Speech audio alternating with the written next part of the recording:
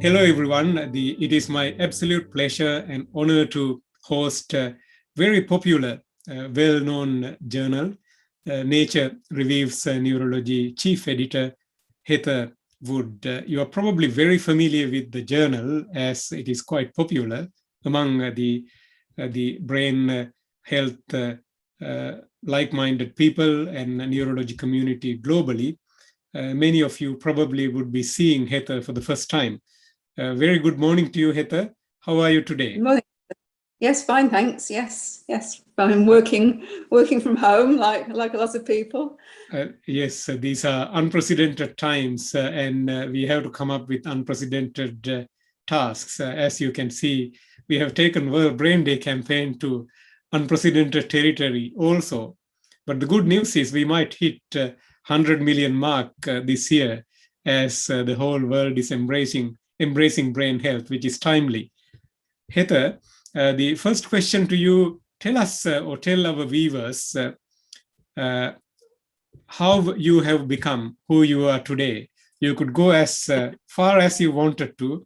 Either you could start from your primary school days, secondary school days, wherever. How did you become chief editor, Nature, the Neurology Review or Reviews in Neurology? Yeah, well, I mean, I think I was quite interested in medical science from quite a young age, really. I mean, I remember that I used to like watching medical documentaries on television. Usually the gorier the better, which much to my parents' horror. But I always had a strong interest in biological and medical sciences, and I think I sort of kind of drifted into science really because it was the thing I was best at school. I think it's the same with a lot of people. I mean, we have a family background. My father had a chemistry degree. My brother's a chemist. So I guess I was kind of nudged in that direction. They certainly didn't discourage me from getting into science. But I was more interested in the kind of biological sciences. So I ended up studying genetics and biochemistry at university. But then I did a Ph.D. in a little sort of left field, I suppose. It was in heart-lung transplantation. I was working kind of between Addenbrooke's and Papworth hospitals in Cambridge, I ended up kind of studying the phenomenon of graft versus host disease in heart-lung transplant recipients.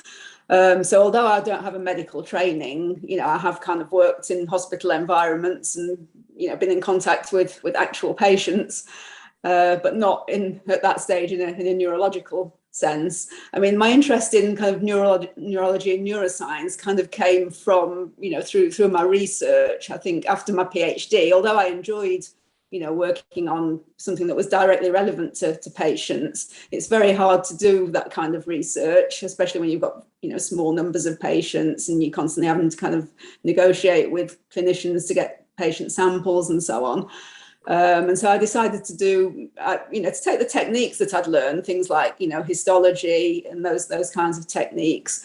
But, I ended up applying them to developmental biology, looking at embryonic development. And I did probably about 9 years of postdoc, I think, and kind of ended up studying brain development because we were doing SOX gene knockouts, and it just happened to turn out that it affected development of the brain. So I kind of got into developmental neuroscience that way, and then I'd got to the stage where I was sort of at a crossroads in my career, really, whether I'd got probably about as far as I could get with doing postdocs, and I'd got to the stage where it was kind of either set up my own group and spend the rest of my life applying for research grants, or, go and do something different. And I think I always found I enjoyed the sort of writing side of things, probably more than the lab work, actually. So I started looking into, the possibility of doing editorial work, and I applied for a few jobs, but I think with the Nature job, I mean, I don't really know this, but I actually started out on Nature Reviews Neuroscience, and that was my first editorial job as an associate editor. And I mean, that came about just because they wanted somebody who with a background in developmental neuroscience. So I think it was kind of a case of being in the right place at the right time, really. And then, I did that for a few years, I think, and up until I think 2005 is when the clinical, it was Nature Clinical Practice in those days, when those journals launched. So, I applied for the role of, the chief editor for that journal, and got the job. And then, as they say, the rest is history from there, I suppose. So you have been in this role for almost close to 2 decades now, the almost close to 2 decades. So you must love your job.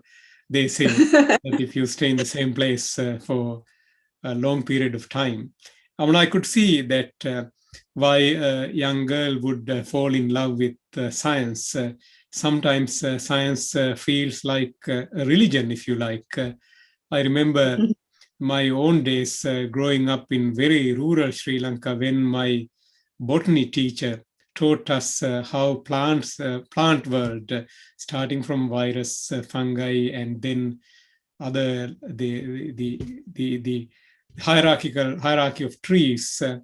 I could remember that when I was walking from my home, which is in a sort of mountain area, to the bus station, which is almost like 3 kilometers, I could basically memorize the evolution of plant literature from very beginning, the picturing how sort of little plants like Pogonatum polytricum, the male, female. As you can see, I can still remember these things. So I'm just pulling them out from my brain as we speak.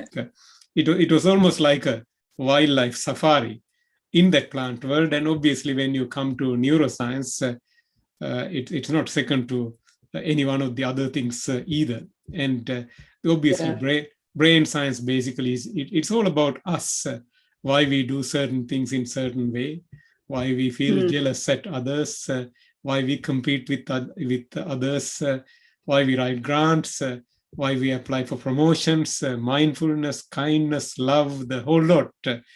Yes, this is it. I mean, it's all about the brain, isn't it? Absolutely, it is unbelievable. So tell us about the journal also. Journal is quite popular. You have a very high impact factor also. Obviously, part of Nature family does help, and it is embraced by almost all practicing neurologists that I know of, almost to the extent that nobody questions publications when you quote from the Nature Group journal, almost. Although we are all supposed to critique everything that we write. So tell our viewers about how this journal works, and I believe that the authors need to be weighted to be invited to submit articles. But give us a sort of the rundown of how the journal works and how the themes selected and so on and so forth. Yeah, I mean, we have actually quite a small journal team. It's just me and 2 senior editors. And we basically make all the decisions on the journals. We do have external advisors as well, that can advise on, specific things mostly relating to, their own subject areas. But at the end of the day, all the kind of editorial decisions are made by the editors. So the vast majority of what we publish in the journal is by invitation. Particularly for the back half, the reviews and perspectives content. So yeah, it's kind of hard to tell people about how to get published in Nature Reviews, just because that's the model that we have, and we do obviously try and invite big names because they tend to be the people who are most authoritative about the particular topics. But we're also looking for kind of rising stars in the field as well. This is why we spend, in normal times, we spend a lot of time going to conferences and kind of finding out who the up and coming people are in the fields.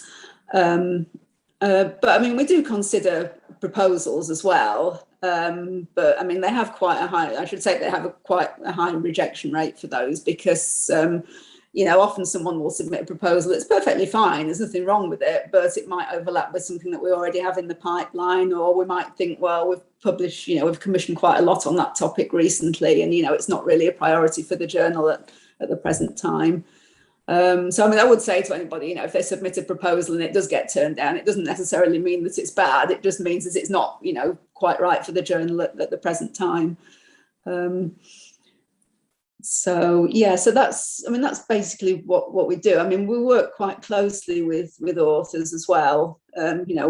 We put quite a lot of energy into making the articles as good as they can be. Everything goes, all of the back half content goes through peer review. And then, we edit we work with the authors, we edit the manuscripts sometimes, quite heavily to get them into shape.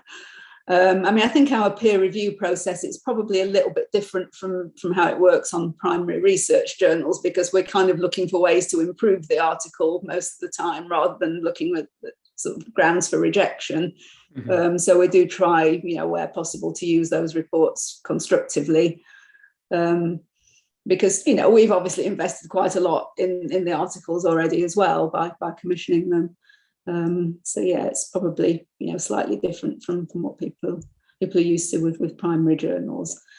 And then we do a bit of writing ourselves as well. The research highlights, the sort of short news articles at the front of the journal are all written in-house as well. That's a good way of us to keep on top of the literature as well, actually. We scan the literature on a daily basis to see if there are any new papers that we want to cover. I think they get picked up by lay media quite often also, isn't it? I have seen regularly that mainstream media picking up on those short news that your team is reporting time after time. That actually gives us a nice segue to the next topic that I wanted to talk with you. The World Brain Day. I'll give you a little bit of a background of how World Brain Day came about. You probably would have attended to multiple World Federation Neurology conferences in the past. As you know, the World Federation Neurology was born indeed in London before I was born. But later on, it spread to other parts of the world. It's very visible from the very beginning of World Brain Day, from the Lord Walton's very sort of a global mind, that he was indeed want World Federation Neurology to be a global organization. Even when you read this work in 1950s, you could see the gentleman's wide vision. And it is indeed a global organization now, as you know, affiliated with World Health Organization and almost all key stakeholders in neurology globally. I think somewhere around 2010, few of us were plotting about the importance of shouting out, if you like, or raising awareness of brain health. The idea being, when you look at World Health Organization definition of health, as they elaborated in 1948, health as the complete social, mental, and physical well-being, not just the mere absence of disease or infirmity. You could really see that although they didn't specifically address brain health, you can get, even from that definition, there's absolutely no health without brain health. You can't you can't sort of talk about complete social and mental well-being without having preserved the brain function and exercising the reasonably decent brain function as best as you can. Yet, the many of us who are frontline clinicians are struggling to keep neurology departments alive in hospitals. And most of us are sort of tiny department in a very massive hospital network. Yet you get consulted quite often on the brain health related matter. So we felt that perhaps we should put brain where it should be. We should probably talk about brain health. And the idea came, perhaps we should have a brain day. And then it was decided that perhaps we should choose the day the World Federation Neurology was born, 22nd of July, 1957, to be the date.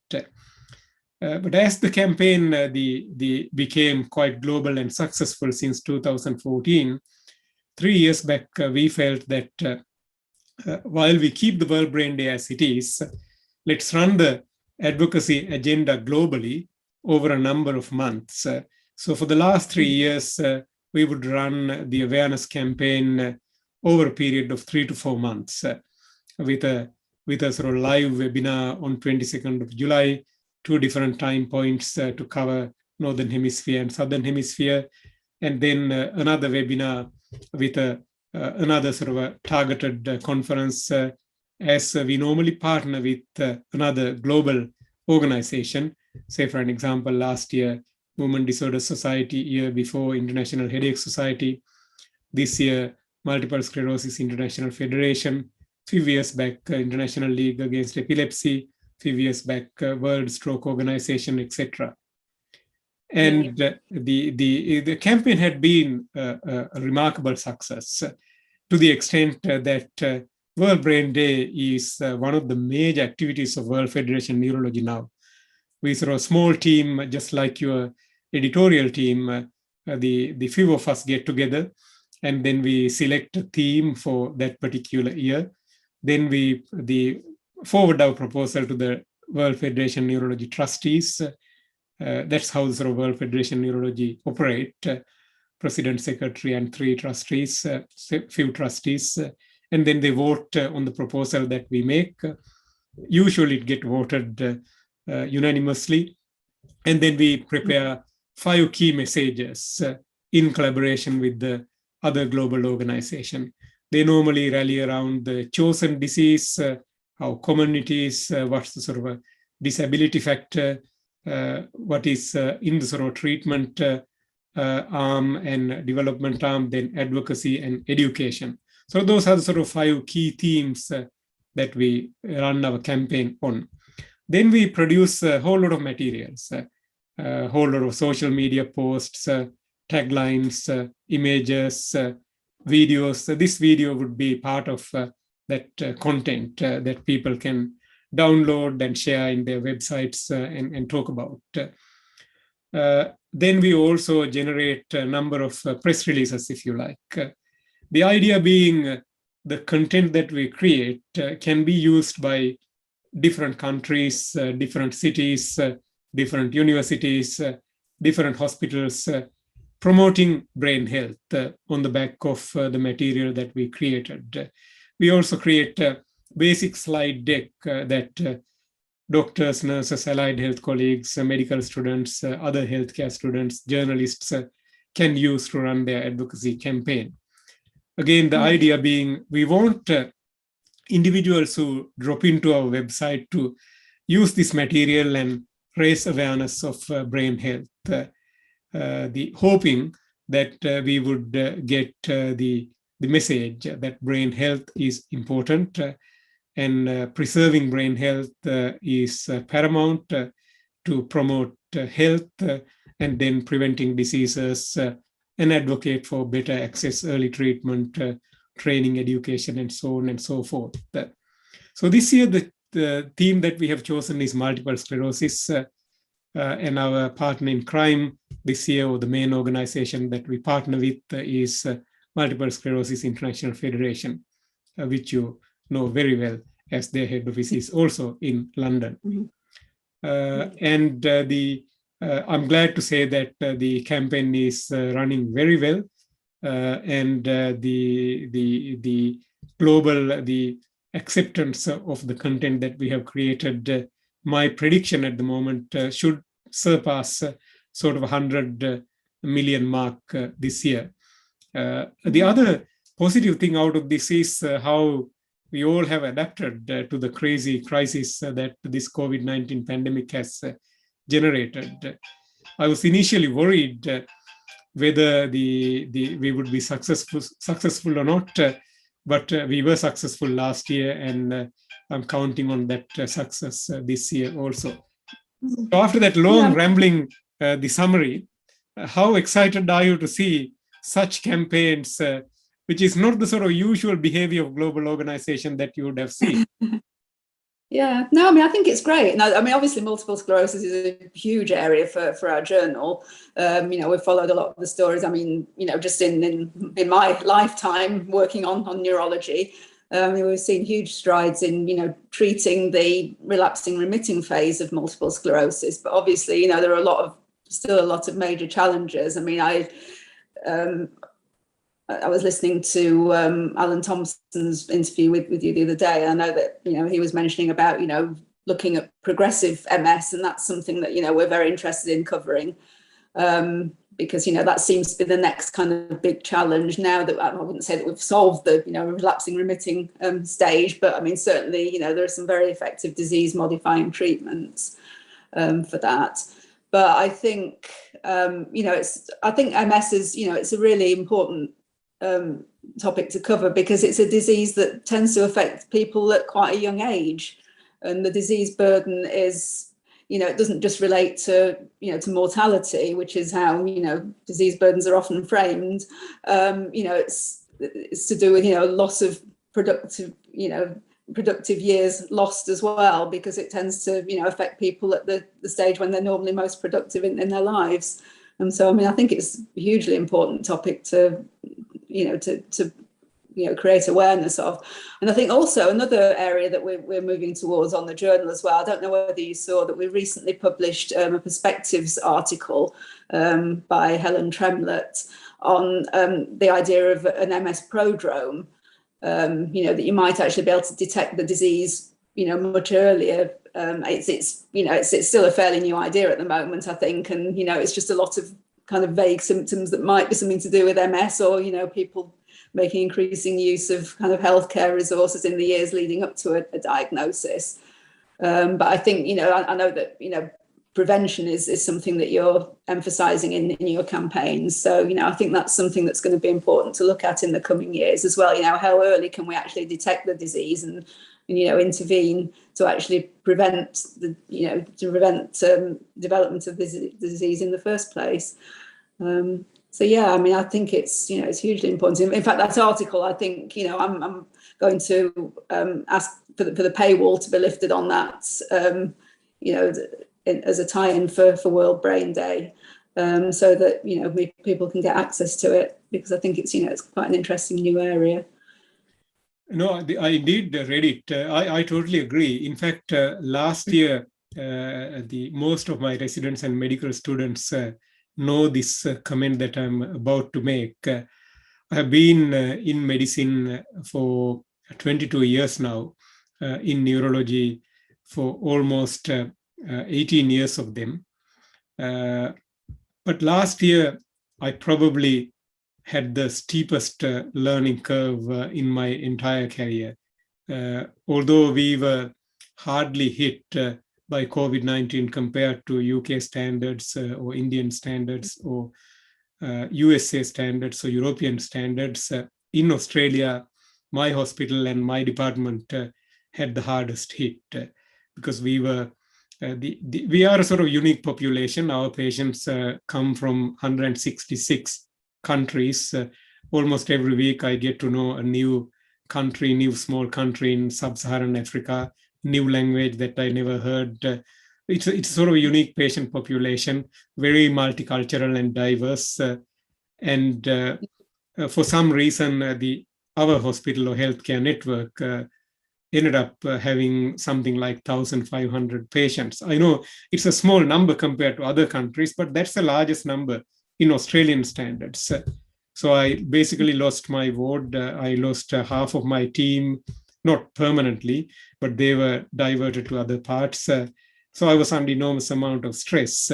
Normally, the way that I handle stress is working extra hours and trying to answer questions. So I was studying my COVID-19 patients and brain involvement like a hawk.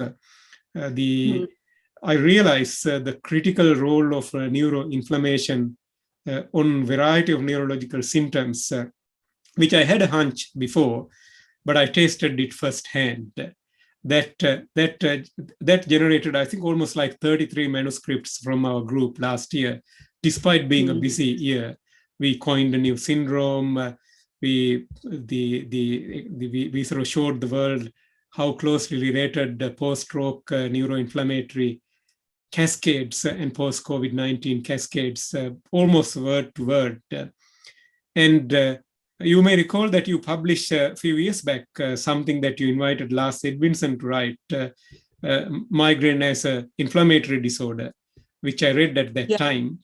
That got me thinking, and I was trying to look at various avenues to exploit that. I can't tell all what I know right now, as we haven't published manuscripts, but I think we now have a reasonable, easy way to decode these inflammatory mechanisms. I think we would probably figure that out within the next couple of months. That basically drive home the very thing that you mentioned, the prodromal phase. So now I am convinced, although things like acute stroke and acute myocardial infarction occur at a particular time, the prodromal phase indeed happened probably a few years before that. I suspect, that's why I said to you that before we start recording this interview, that next couple of years going to be really exciting. I think if the science put its heads together, if we genuinely collaborate with each other and share our data and meticulously study the material that comes in our way in the context of patients, by getting them involved, you could decode this and you could catch this early. I also believe this probably hold the key to answer the burning question that the acute stroke therapeutic interventions that we generated leaps and bounds over last 10 years or so, you and me both know, have not translated to longevity or long-term better outcomes just as yet. I have a strong suspicion that what we have been decoding over last year should help us to decode this bit also. Then the next bit is how we intervene. So I think the next 4 or 5 years is going to be terribly exciting. We just need to keep at it. This is something that we're really interested in on the journal, actually, because I mean, particularly for stroke, because again, it's a similar situation to MS, I suppose. You know, you've solved kind of, you know, you've kind of worked on one problem, kind of the acute phase, but then, you know, you need to kind of look further downstream now. You know, we're starting to look more at things like, you know, rehabilitation for stroke, and, you know, and I mean, even, you know, rescuing more of the brain in the acute phase of the event. So I agree, and it continued to hurt me. I was not the main party, but partner in crime for 2 major grants in stroke rehabilitation, almost amounting to like $30 million. But the study after study after study, we were harming more people by getting them moving up quickly, too fast.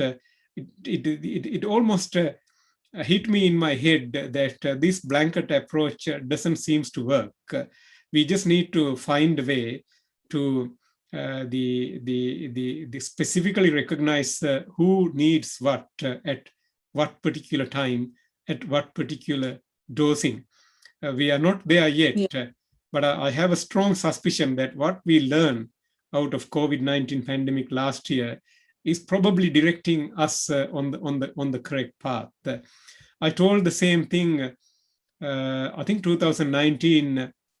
I spent some time at Lancet Neurology head office, or the Lancet office. I knew the editor-in-chief personally, so she invited me, and it's sort of like a mini internship, if you like. So obviously she gave me some papers to review while I was sitting there, and I was reading the massive manuscript on neurorehabilitation after stroke, and another one on neuroinflammation. Both got published eventually, but I told her, the editorial board, that the one paper that still needed work, it is basically showing the deficiencies that we have, whether you are in Northern Hemisphere or Southern Hemisphere. whatever we try to do doesn't seem to work. And then I told them that the other paper that I was reviewing is probably having the clues how we can mitigate that, although it would need another 5 or 10 years worth work and sorting out that puzzle. The hopefully, what we all are learning as scientists or clinician scientists globally out of this crazy virus and pandemic would expedite this process, hopefully. I think I'm hoping some good will come out of it. I think so. I think it is exciting times. My final question, Heather,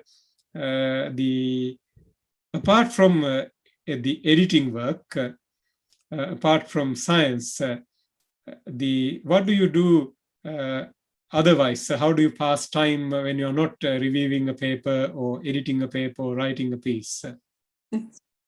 Well, I mean, I go running, probably not as much as I should, but which I'm still able to do at the moment, obviously. I also sing with a choir called City Chorus, which is a non-auditioning choir based in London, which we've actually managed to keep up kind of virtual rehearsals during the pandemic, although we all have our microphones switched off while we're singing, because it would probably sound terrible with everybody's different delays on their internet.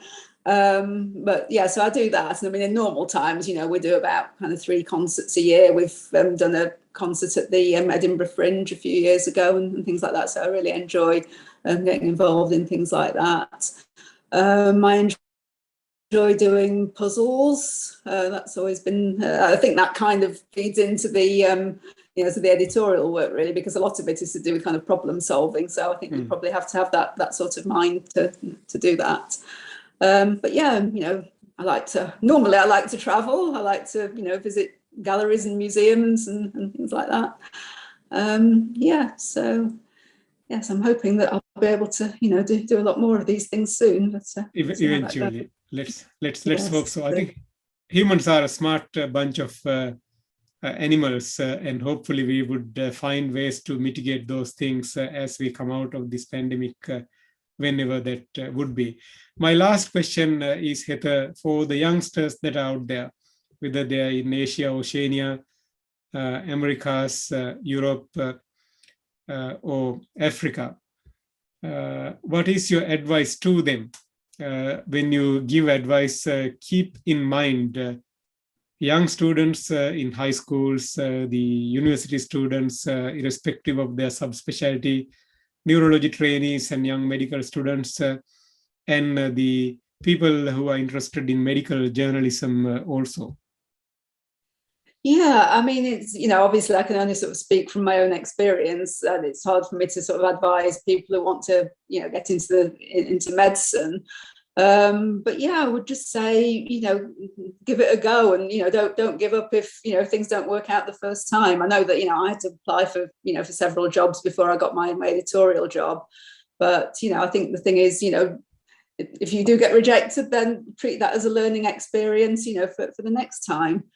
I think, yeah. So yeah, I don't know what else I was going to say. Sorry. But, yeah.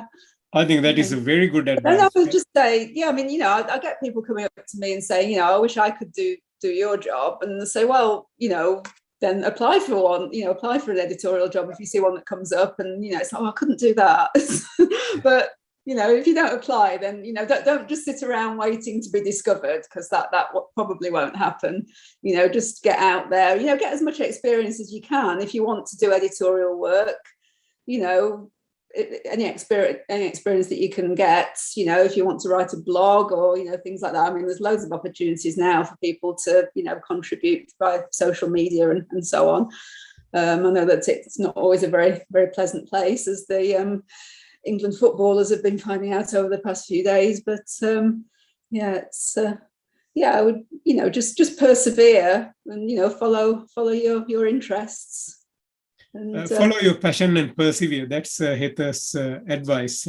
In fact, the journalism is very much similar to medicine in most ways. There are deadlines and yes, you try and work long hours. I remember, again, during my younger days, student days, I worked as a medical journalist for Science Weekly back in Sri Lanka, and we managed to raise the circulation of that journal almost close to 100,000 during the peak time. But when we worked at the journal on weekends, especially Friday night, it's basically non-stop work. The making sure that typesetting is done nicely and all the proofreading and images that they need to go where, and then all the advertisement bits and this and that. It was different kind of a fun than medicine, but later on when I became an intern and doing admissions and working in casualty and preparing for theater, I saw sort of remarkable similarity. Both you couldn't have an error. You couldn't have a mistake. You couldn't have a mistake before it went to print. There wasn't a second chance. Yes, yeah. I mean, it's when I first started on the journal, because we are a monthly journal, and I think when I first started, we didn't really have advanced online publication so much. So everything was geared towards, a single press day, and it would be really stressful trying to get the journal out. But it was kind of nice then, to have that kind of release after the journal was published. Now it's more a sort of continual process. And I sort of missed the whole press day thing in a way, although, I could do without the stress of it. So, we try and sort of work more ahead of schedule these days. Heather, thank you so much for giving us time on behalf of World Federation Neurology social media team, World Brain Day team, and YouTube channel. My sincere gratitude for giving us time. And please encourage your readers to visit our website, click on the World Brain Day icon, and download the toolbox and promote brain health and support the World Brain Day campaign. After all, there is no health without brain health. They wouldn't be reading the journal without a healthy brain. Yes, exactly. Yes.